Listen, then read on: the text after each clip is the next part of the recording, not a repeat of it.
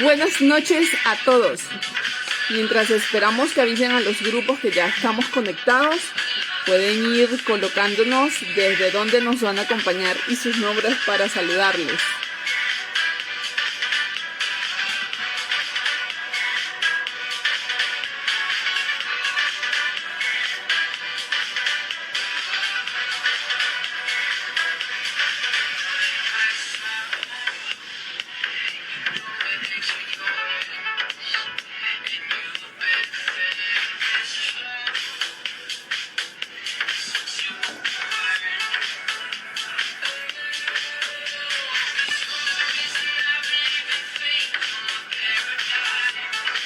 Hola, hola, buenas noches. ¿Desde dónde nos van a acompañar hoy?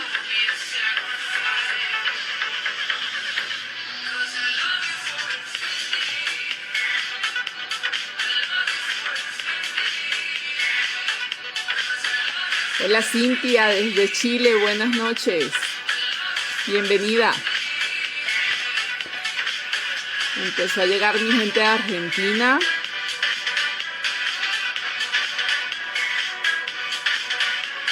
Buenas noches a todos. ¿Desde dónde nos están acompañando?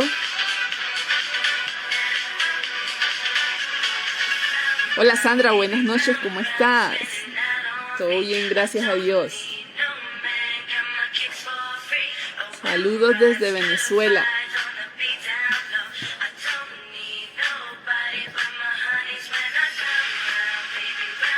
Buenas noches, Yeniré.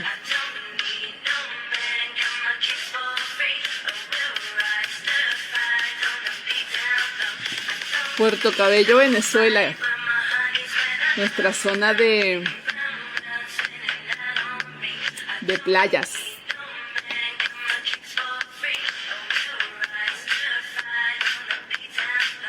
Caracas, Venezuela, México, Argentina. Qué agradable, qué agradable.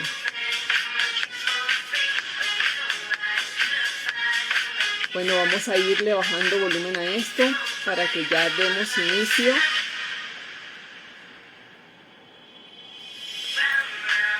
Al live que tenemos para esta noche con el licenciado Márquez. Lo vamos a hacer los dos. Vamos a empezar. Decidimos hacer este live porque se realizó una publicación en donde comentamos el manejo de la extravasación en recién nacidos. ¿Cuál era el tratamiento que ustedes aplicaban en sus unidades de atención?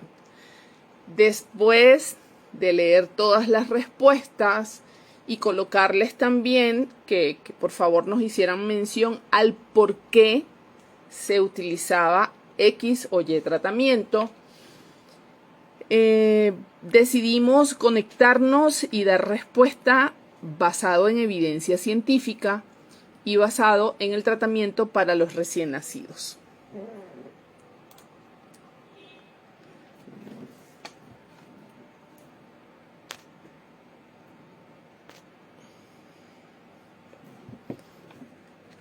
El surfactante, las vacunas y la cafeína fueron fabricados solamente para recién nacidos. Este tema también tiene mucho que ver con eso. Hola Johnny, buenas noches. Hola Roxana, buenas noches. Voy a poner un poquito la cámara así porque ya te conectaste tú y casi que se me ve la mitad de la cabeza. Sí, me cortaba la cabeza. Llegó Johnny y me cortó la cabeza. No, así no, así tampoco. Bueno, Johnny, les decía que este tema y la cantidad de respuestas que recibimos en esa publicación tiene que ver mucho con tratamientos que se utilizan en niños grandes y adultos, porque la mayoría de los protocolos que existen con respecto a la extravasación de fármacos es referido a los fármacos utilizados en quimioterapia, en pacientes oncológicos. Y fíjense, mucho de este tratamiento lo han transpolado a los recién nacidos. ¿Por qué? hablan de crema de hidrocortisona, hablan de el uso de dexametasona y solución tópica de sulfato de magnesio. También mencionaron algunas soluciones hidroelectrolíticas, pero que no están referidas como tratamiento en los protocolos. Entonces, cada uno de estos fármacos tiene una razón de ser. Ejemplo, cuando mencionan la crema de hidroclorotiazida, la usan cuando existe eritema, o sea, cuando inicia el proceso inflamatorio con sus características generado por una extravasación. La dexametasona también y la solución tópica de sulfato de magnesio para disminuir la flebitis, pero no está referido su uso en neonatos.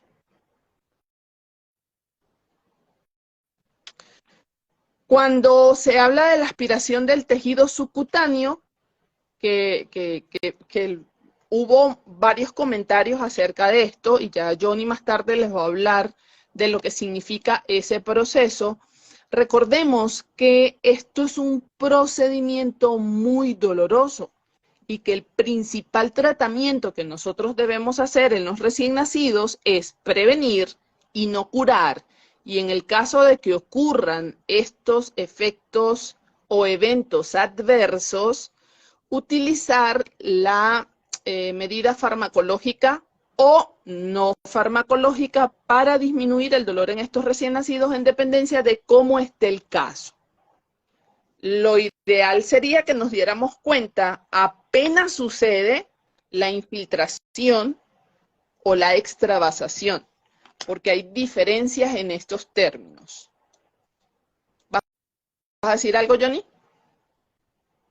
Sí, bueno, como tú dices, para iniciar hablando de la extravasación, deberíamos como que diferenciar también, porque a veces la gente tiende a confundir entre extravasación e infiltración. Y es que las infiltraciones se describen como casos en lo que no es invasivo, los fluidos como la solución salina estéril que escapan de las paredes venosas. O sea, tú estás permeabilizando una vía, le colocas solución para ver si está permeable, se rompió la vena. Eso pudiéramos llamarla como infiltración. Pero las extravasaciones ya lo pudiéramos llamar como una salida de ciertos medicamentos y pudiera entre ellos hablar medicamentos vesicantes, medicamentos que pudieran hacer daños a la piel recién nacido, así como los inotrópicos o algunos electrolitos o algunas sustancias que pudieran tener una osmolaridad muy alta. Y pH. Y el pH también. Sí, dentro de estas definiciones es importante saber también que las infiltraciones se pueden dar cuando estamos utilizando cualquier tratamiento de antibiótico-terapia, que no son medicamentos vesicantes porque no tienen una alta osmolaridad. Ahora bien, cuando nosotros ya tenemos estos términos bien definidos y la característica clínica del paciente también nos dice en presencia de qué estamos, nosotros nos vamos a basar en dos evidencias científicas 2022. O sea, esto es lo más actualizado y sí es neonatal. Uno es de Revista Británica de Enfermería, Asociación de Acceso Vascular. Me tardé un poquito buscándolo porque la letra está como que milimétrica. El estudio habla del tratamiento de una lesión por infiltración, extravasación intravenosa periférica neonatal con hialuronidasa. Estas son de esas palabras en donde se te enreda la lengua junto con el cerebro. Esto es el reporte de un caso, aparece el 19 de abril del 2022. Estos son los casos que nos manda nuestro bibliotecario súper actualizado. Ellos hablan de las lesiones relacionadas con terapia intravenosa, su prevención y tratamiento. Estos son temas muy constante y que nosotros debemos tratar de que no ocurra un daño grave que puede ser un problema irreversible en la vida de este niño, porque hay casos en donde puede haber pérdida del miembro por necrosis del tejido. Ellos tienen una conclusión de este estudio que dicen que el artículo informa sobre el caso de un bebé a término que después de la inserción rutinaria de un catéter intravenoso periférico mostró una reacción extrema a la extravasación de líquidos intravenosos administrados. El manejo fue exitoso con la hialuronidasa y la necesidad de permanecer atentos a las infusiones intravenosas a pesar de los avances en la tecnología de monitoreo de infusiones. Nosotros siempre hemos dicho que la neonatología es el arte de los pequeños detalles y de los grandes observadores. Muchas veces tenemos a recién nacidos de gran tamaño que en su primera semana de postnatal aún están en pérdida de esa cantidad de líquido que tienen en la primera semana de vida, que van a perder el 10% de su peso, y una infiltración podría pasar desapercibida. Cuando nosotros conocemos un paciente y por esto evitar la rotación de los mismos, allí vamos a poder observar que está ocurriendo algo en ese paciente con lo que nosotros estemos administrando. El otro estudio es de la BMC de pediatría, también es del 2022 y hablan de un nuevo enfoque para el manejo de lesiones por extravasación de piel durante el periodo neonatal. Esto es lo último que hay. Y fíjense que aquí no van a escuchar que mencionan ni hidrocortisona, ni dexametasona, ni magnesio. En este estudio clasifican las 4 etapas de la extravasación, que es importante para que nosotros sepamos qué vamos a hacer, porque esto va a depender de la etapa en la que nos encontremos. En la etapa 1 hablan de un área de infiltración que es dolorosa, pero que no está abombada ni eritematosa. Esos son aquellos casos en donde nosotros hacemos la infusión de solución 09 para verificar la permeabilidad de la vía y se forma un área blanca alrededor de ese vaso. En la etapa 2 tenemos la zona de infiltración que tiene dolor, tiene un poco de abultamiento y eritema y el llenado capilar es rápido y normal. En la etapa 3, el área de infiltración tiene dolor y un abultamiento notable, tiene buen pulso, pero el llenado capilar es regular y la piel se encuentra fría. Y el 4, área de infiltración que presenta dolor, abultamiento notorio, pulso débil o ausente, llenado de tiempo capilar prolongado y necrosis cutánea. Estos casos del 3 al 4, cuando todavía se utilizan, que Johnny siempre menciona eso cuando habla de catéter percutáneo, la fijación de los catéteres, que prácticamente empapelamos el miembro en donde está la vía periférica y cuando nos damos cuenta que retiramos toda esa cantidad de adhesivo, podemos conseguir ya un caso etapa 3 o 4. Muy lamentable. Y ya para hablar del tratamiento que ellos utilizaron aquí, estos estudios se los vamos a colocar en las historias para que ustedes puedan leerlos completos. Ya va, lo estoy buscando porque es grande. Ellos utilizaron prácticamente parte de lo que les colocamos en la publicidad que se realizó. No retirar la vía periférica, todas esas recomendaciones, junto con el uso de hialuronidasa, utilizaron también una pomada de fenitoína para ayudar a la cicatrización y utilizaron medicamentos no farmacológicos para la disminución del dolor.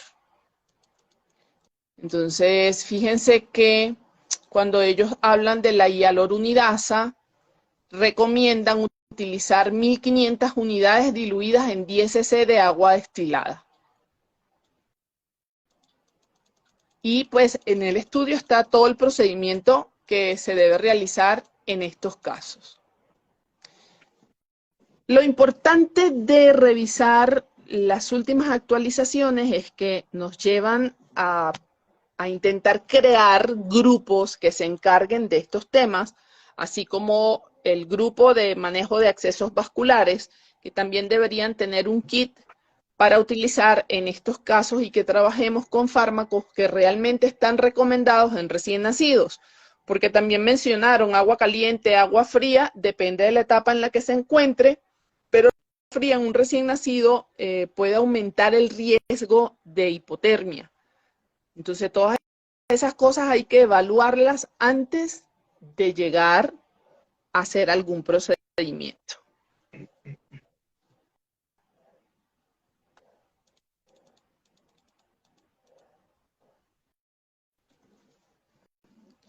Bueno, Johnny, esto es lo que mencionan aquí. El consenso siempre habla de iniciar el tratamiento lo antes posible y lo primero, por supuesto, detener la infusión que esté recibiendo ese paciente,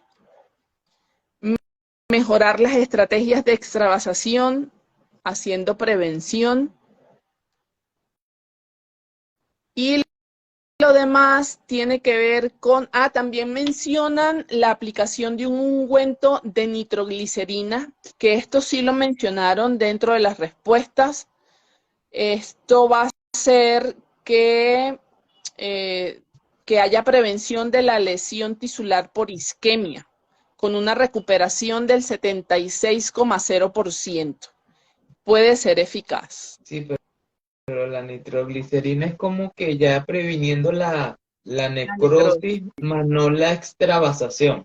O sea, tenemos que aclarar que vemos una extravasación, no vamos a utilizar nitroglicerina por la extravasación, sino cuando ya hay como que esa visión de que hay necrosis en esa lesión que se está dando.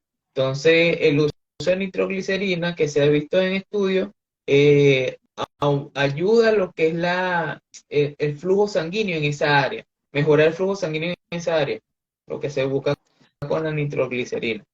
Sí, por eso es importante saber qué se puede utilizar en cada etapa, porque no es una recomendación para la etapa 1, en donde solamente tenemos una zona blanca alrededor del vaso que se infiltró.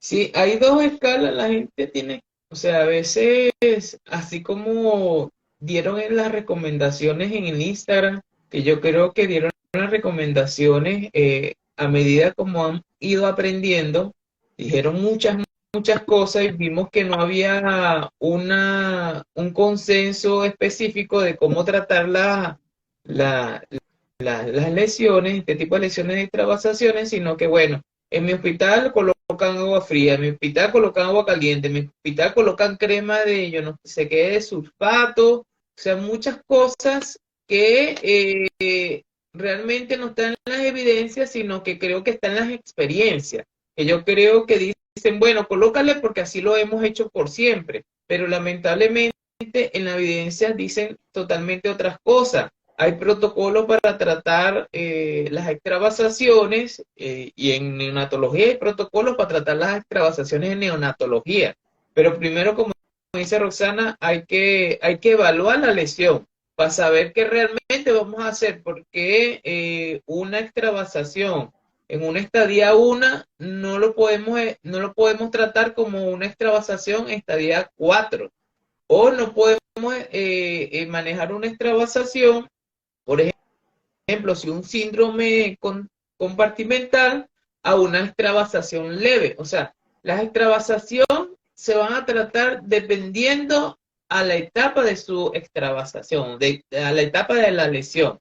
Después allí vamos a colocar protocolo, porque fíjate, lo de las compresas frías sí está en ciertos protocolos, como el protocolo de Larson. Él habla que en las primeras 24 horas se pudiera colocar compresas frías, ¿verdad? En las primeras 24 horas, que es el protocolo de Larson. Pero eso es cuando la extravasación está en una etapa 1. O sea, que no se ve lesiones graves en grandes extensiones, ni mucho menos necrosis, ni tampoco este síndrome compartimental que tendríamos que descomprimir con aponeurosis. Entonces, lo que se busca es con ese es más que todo desinflamar y irrigar. No estoy diciendo que se tiene que bañar el recién nacido, es compresa fría localizada en la lesión. Y eso nosotros tenemos que ir observándolo. Esa es la etapa 1. Si no mejora, tendríamos que pasar a otra etapa de observación y ya, como dices tú, Rosana, y como dice la evidencia que presentaste, se está utilizando también medicamentos para lo que es disminuir el riesgo de la lesión. El problema de la extravasación es lo que se queda alrededor del tejido. O sea, no tan solo que se extravasó, sino lo que se queda alrededor del tejido, y ese líquido que pudiera ser vesicante puede dañar la piel, puede producir una necrosis y puede hacer lesión de extremidades hasta la imputación como lo habías dicho tú. Bueno, ¿quién dice que se puede utilizar lo que es la hialuronidasa? El protocolo de Gauss. El protocolo de Gauss dice, puede utilizarse la hialuronidasa. ¿Y cómo se utiliza? La gente se preguntará, bueno, ¿y cómo se utiliza? Bueno, así como se utiliza la infusión de solución inyectada directamente en la extravasación. Las extravasaciones siempre se va a producir como un abultamiento. Por ejemplo, las ampollas, pudiera verse las extravasaciones. Si no tenemos ese medicamento, porque ustedes me dirán, bueno, pero es que no lo tenemos, por eso que no utilizamos, por eso que utilizamos el sulfato de magnesio, de calcio, yo no sé cuántos sulfatos utilizaban, y no tenemos eso, lo que me está diciendo. Por otra parte, lo que es la hialuronidasa, la recomienda la Neopharma Siben. O sea, no nada más la evidencia, sino la Neopharma también lo está recomendando como en el uso de extravasación. Pero ¿qué pasa si no tenemos ese medicamento? Usted va a utilizar solución fisiológica. ¿Y qué va a hacer con esa solución fisiológica? Bueno, usted va a inyectar progresivamente, eso hay un protocolo también, no vamos a poner a hablar de protocolo, de todo el protocolo aquí porque es muy largo, pero tiene que saber que nosotros vamos a inyectar alrededor de la extravasación. ¿Y qué vamos a hacer con esto inyectando solución fisiológica? Diluir el medicamento vesicante que está alrededor. Que lo que queremos nosotros es diluir el medicamento para que no haga tanto daño. Eso es lo que queremos. Entonces, por ejemplo, el protocolo de Gauss, que es el que le estaba diciendo, dice, en las primeras 24 horas hay que hacer una liposucción clásica en el área de extravasación, que es lo que estaba diciendo tú, no retirar el catéter periférico, aspirar todo lo que se pueda aspirar y después hacer un pequeño lavado con solución fisiológica o suero salino. En una primera fase de infiltración local con hialuronidasa, como ya lo habíamos dicho, y después se va a hacer una infiltración con solución salina también. Esta combinación pudiera disminuir lo que es las lesiones por el medicamento vesicante. Pudiera evitar que ese caso llegara a una necrosis. Exacto. Y más que todo es porque también puede producir, esto hace, la hialuronidasa hace que se absorba más rápido, no se mantenga ahí el medicamento, porque el medicamento absorbido se expande en todo el cuerpo, o sea, se absorbe en todo el torrente sanguíneo y no produce daño, pero si se mantiene allí, como quien dice, calcomiéndose lo que es el músculo, produce la necrosis. Y dependiendo de dónde se produzca, puede producir la lesión más extensa. El otro medicamento también recomendado por la Neopharmacy B es la fentolamina, que fue la que tú mencionaste ahorita también. La fentolamina, que también hace casi el mismo efecto de la hialuronidasa.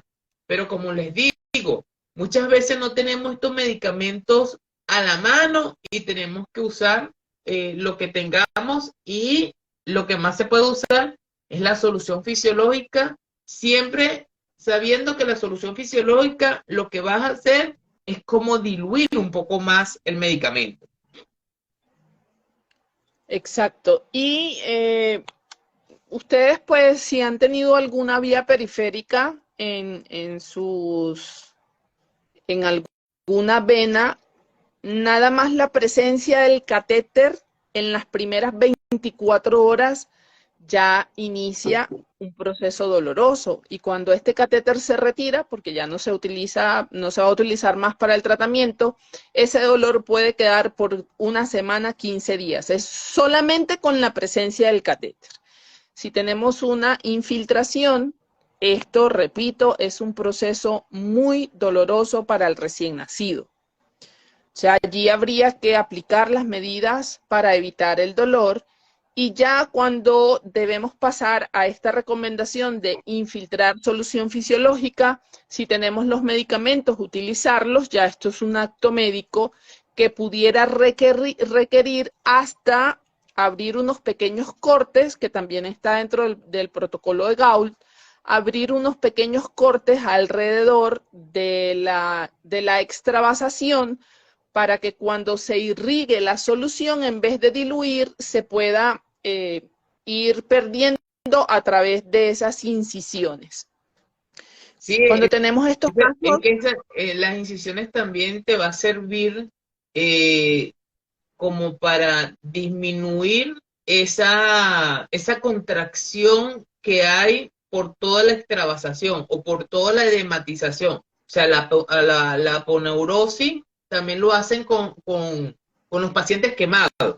También hace ese mismo proceso con los pacientes quemados, y es como para liberar un poco esa presión que tiene esa área, ese síndrome compartimental, es para que haga como que esa descompresión más que todo. Es como que si tuviéramos un globo y el globo empezara a inflarse, a inflarse, a inflarse, y si no buscamos la salida por algún lugar, ese globo en algún momento, ¡pam!, va a explotar. Entonces lo que se hace es unas pequeñas incisiones para que haya escapes, y ese escape también va a ayudar a desinflamar un poco, entre comillas, desinflamar un poco, y nosotros pudiéramos hacer nuestro procedimiento para que mejore lo que es la extravasación. Bueno, como muchos temas, es algo muy extenso. Queríamos hacerle un resumen de lo que está recomendado actualmente, tratar de cuadrar con los equipos de cirugía pediátrica para que tengamos un kit de manejo inicial en estos casos, y que apenas ellos sean llamados, esperemos que no en un caso ya de zona necrótica, puedan actuar a tiempo. Les recuerdo que estos dos estudios se los voy a pasar a las historias para que puedan descargarlos, llevarlos a sus sitios de trabajo y hacer una discusión acerca de este tema. ¿Para qué? Para que dejemos de trabajar sobre lo que yo aprendí con los años y que definitivamente no está recomendado para recién nacidos. Yo recuerdo mucho que cuando yo estaba empezando en neonatología y había un caso como esto, inmediatamente las enfermeras corrían a buscar agua oxigenada, la calentaban un poco, empapaban una compresa y la colocaban en el área. Entonces, fíjense que son cosas que no están descritas, que han funcionado sí o no en algunos pacientes, pero que son procedimientos basados en lo empírico, en lo que tenemos tanto tiempo haciendo y no nos preguntamos el porqué de las cosas.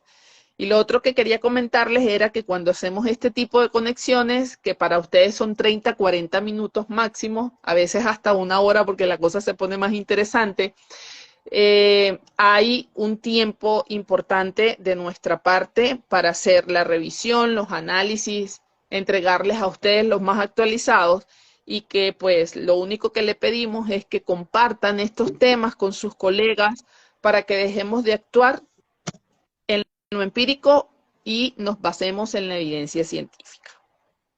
Sí, ya casi que terminando, recuerden no utilizar que si un ungüento de sulfato de cobre, que de sulfato de magnesio, gasitas, compresas con agua oxigenada, tantas cosas que leímos que no son efectivas y más bien que pudieran hacer más daño. Muchas protocolos, bueno, no protocolos, acciones que hacían sin ningún parámetro realmente basado en evidencia científica. De todos modos, yo le dejé allí también cómo se llama el protocolo y cómo se llama la propuesta que le acabo de hablar, que uno utiliza más que todo, es el inicio de las primeras 24 horas y el otro pudiera ser después de las 24 horas. Sin embargo, allí también se habla de lo que es la interconsulta con cirugía pediátrica, como lo ha dicho Roxana, cuando la etapa está muy avanzada. Hay tres preguntas, bueno, que he podido leer porque a veces es difícil bajar y bajar y bajar para ver los comentarios, pero apenas los vi, los memoricé. Uno es, ¿qué implicaciones legales tiene este tema? La otra es si es responsabilidad de enfermería y puede estar en un acto legal. Y la tercera es que, ¿qué se hace cuando hay una extravasación de glóbulos rojos? Transfusión sanguínea. Referido a las dos primeras preguntas, claro que puede haber una repercusión legal si esto llega a una necrosis de tejido con amputación de miembro. Los padres pueden iniciar una demanda contra el personal que manejó ese recién nacido. Y si es un caso iatrogénico por ausencia de observación del paciente. Estos casos no solamente pueden ocurrir con una vía periférica, que muchas personas respondieron que estos medicamentos no se administran por vía periférica, sino por vía central, y sí, por supuesto, tienen razón. Pero puede haber una movida del catéter y puede ocurrir también una extravasación, porque cuando estamos en vía central, pues ya se administran soluciones con un tenor por encima del 12% y todo lo que está contenido dentro de esas nutriciones son medicamentos vesicantes. No sé si tú quieres responder la de los glóbulos rojos o continúo. Sí, bueno, esto es como controversial también porque también saber qué cantidad es la extravasación. O sea, porque no es lo mismo la extravasación, empezando la extravasación, que tú puedes retirar eso, y lo otro es que ya te has pasado, no viste, y pasó todo el volumen que necesitaba el recién nacido, y se extravasó y se pasó en el miembro o no sé a dónde estaría el catéter. Entonces, como lo dijimos un principio, ya serían diferentes protocolos porque es una sustancia, es un líquido que no debería estar ubicado en esa zona. Va a ser difícil de absorber y puede producir daño en el tejido. Entonces, lo que se busca es tratar. Yo sé que ustedes dirán, bueno, pero eso no se debería hacer. Tratar de aspirar, pero eso lo dicen los protocolos. Tratar de aspirar lo mayor que se pueda si está extravasado. No es que si no está extravasado, usted va a empezar a aspirar allí, no. Si está seguro que hay una extravasación, usted va a empezar a aspirar y va a hacer el protocolo que ya le hemos mencionado. ¿Cómo va a ser todo el proceso? Porque también pudiera ser dañino la sangre que se le está administrando a un recién nacido.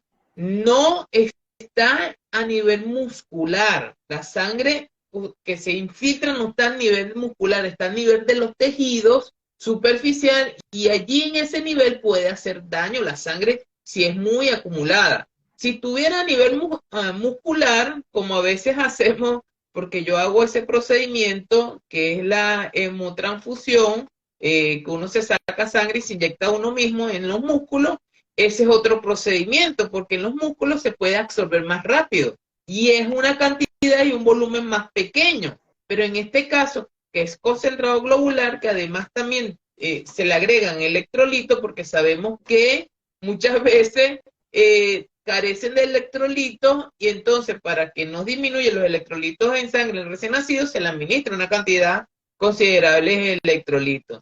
Entonces tenemos que ver bien en qué etapa sucedió la extravasación y por eso nosotros tenemos que estar muy pendientes cuando estamos administrando algo recién nacido. Que tenga implicaciones legales, por supuesto que puede tener implicaciones legales, pero puede tener más implicaciones si dejamos avanzar más la severidad de la extravasación. Así es. Y bueno, antes de desconectarnos, queremos invitarles al diplomado en cuidados intensivos neonatales que inicia este 2 de abril. Ya estamos preparando todo el material que se les va a entregar ese 2 de abril referido a la primera unidad que veremos, que será enfermedades maternas. Hoy estaba repasando todo lo que tiene que ver con la fisiopatología de la diabetes gestacional, porque a pesar de que a nosotros lo que nos llega es un recién nacido hijo de madre diabética, debemos conocer cuál es el proceso fisiopatológico que ocurre en la gestante y todas las repercusiones que esto tiene, tanto en el desarrollo fetal como en ese recién nacido, y que son enfermedades de la madre, pero que pueden repercutir en la vida de ese ser humano por lo largo de los años.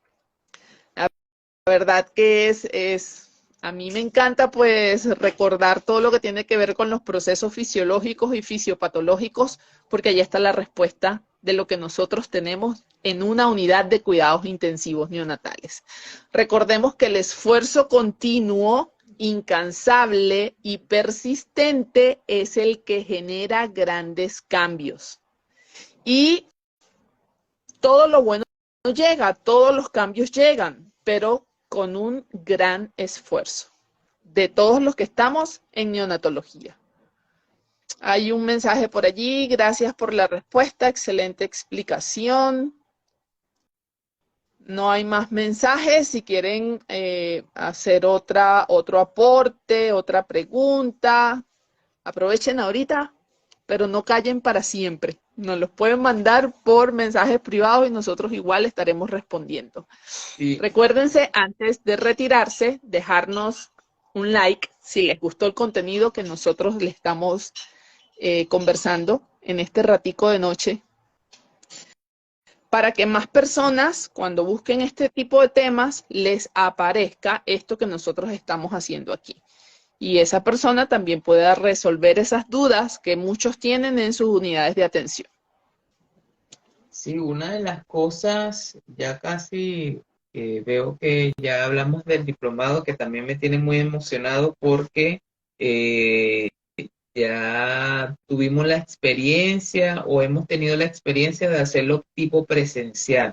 Hemos sacado más de 15 cortes presencial con más de 20 a 30 alumnos por cada corte. De verdad que fue muy satisfactorio y esta va a ser nuestra primera corte internacional con certificación internacional y de verdad que estamos muy emocionados para empezar a utilizar esta tecnología y que ustedes también la utilicen, las personas que ya están inscritas de varios países. Gracias a Dios hemos tenido muy buena receptividad y bueno, esperando todo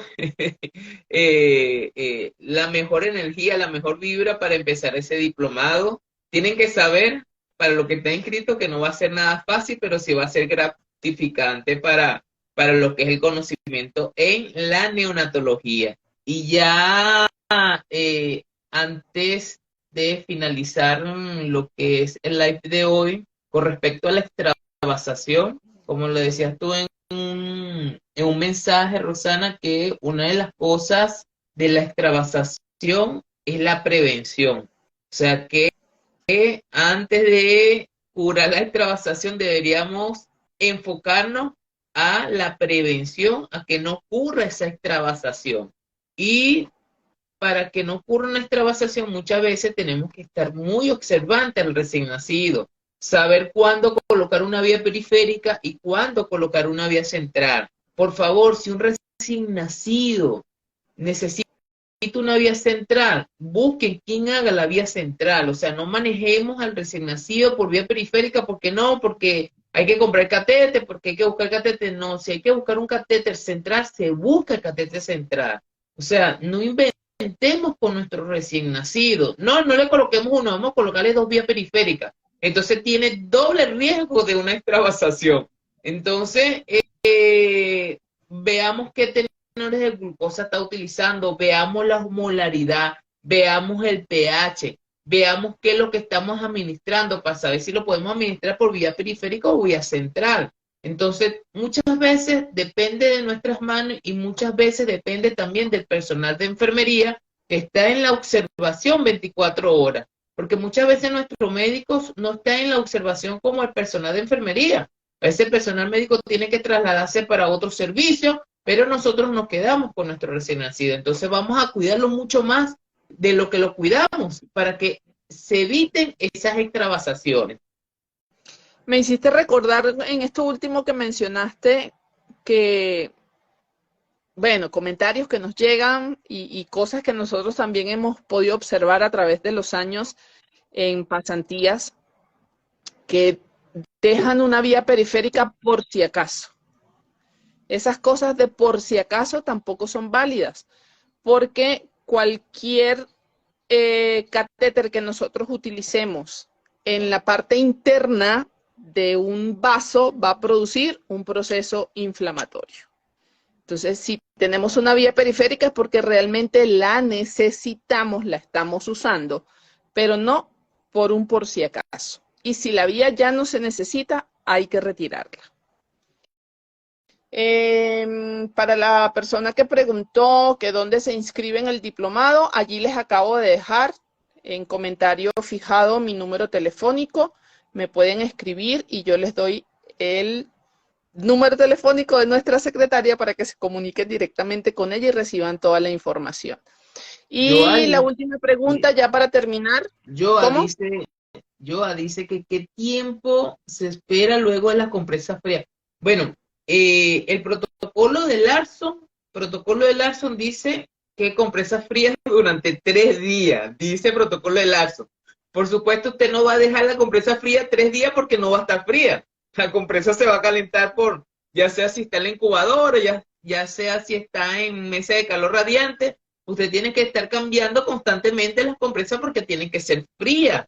Entonces, pero debemos estar evaluando a cada momento, o sea, no es que usted le va a colocar la compresa y se va a ir para otro lado, no, colocar la compresa y ir evaluando también. ¿Cómo evaluamos eso? Puede hacer una fotografía de la lesión o puede demarcar con un bolígrafo, un marcador, con algo que tenga allí, sí, con algo que tenga allí lo que es la periferia de la lesión. O sea, esas son las dos formas, con una foto o con un marcador. Y después le colocas la compresa fría, pero ese es un tipo de protocolo cuando la etapa está etapa 1. Recuerden que no en la etapa 3 o etapa 4, que ya se está viendo lesiones o necrosis, usted le va a colocar compresa fría. No lo haga.